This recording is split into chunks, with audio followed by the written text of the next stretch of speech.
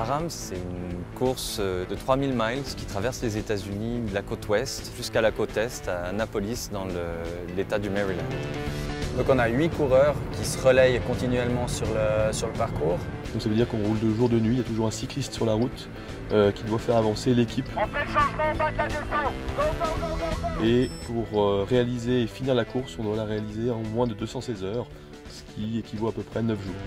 L'objectif du projet, il était avant tout de faire participer monsieur, madame, tout le monde à une course d'ultra-endurance tout en sécurisant le capital santé de ses participants.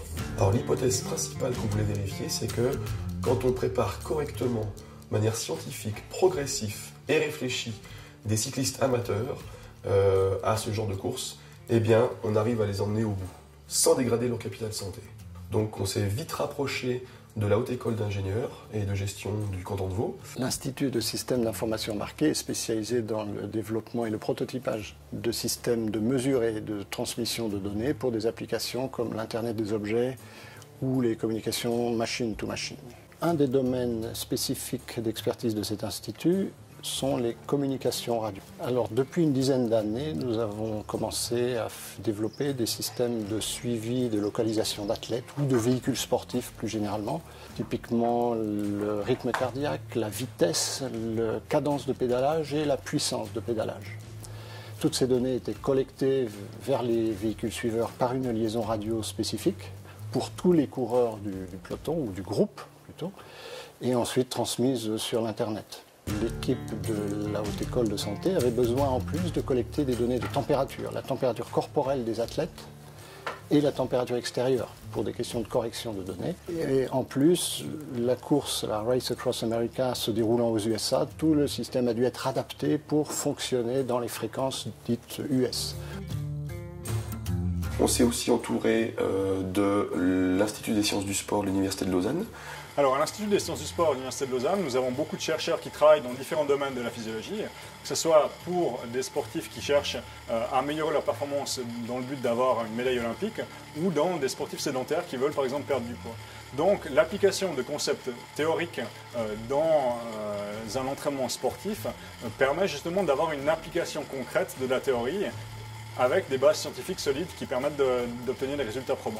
Alors, les principes d'entraînement pour des amateurs qui doivent traverser l'Amérique en vélo, elles-mêmes que pour des sportifs d'élite finalement. On a une certaine régularité qui est nécessaire dans l'entraînement et puis une discipline à avoir pour justement avoir des bénéfices d'entraînement qui sont liés à la régularité et l'intensité des charges d'entraînement qu'on va appliquer. Donc l'accompagnement se fait par un monitoring de leur capacité physique et de leur progression en essayant d'insister sur les facteurs améliorés et sur ce qu'ils ont déjà amélioré.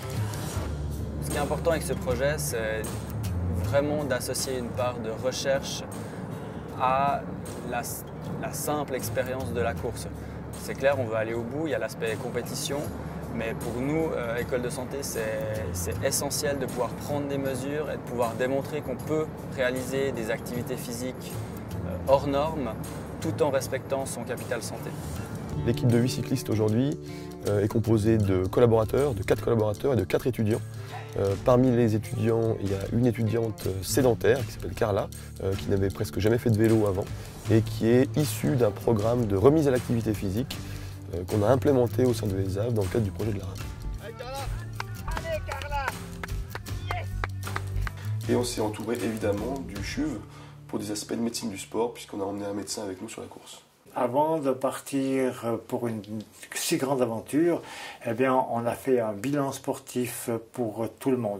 Mais ce bilan sportif concernait surtout la personne qui a participé et qui était totalement sédentaire avant de commencer les entraînements. Ce n'est pas le problème des 4800 km, c'est surtout le problème des conditions dans lesquelles on a pédalé. Il y a deux éléments. Un, la chaleur, et puis l'autre élément, c'est qu'on a passé des cols à passer de 3000 mètres.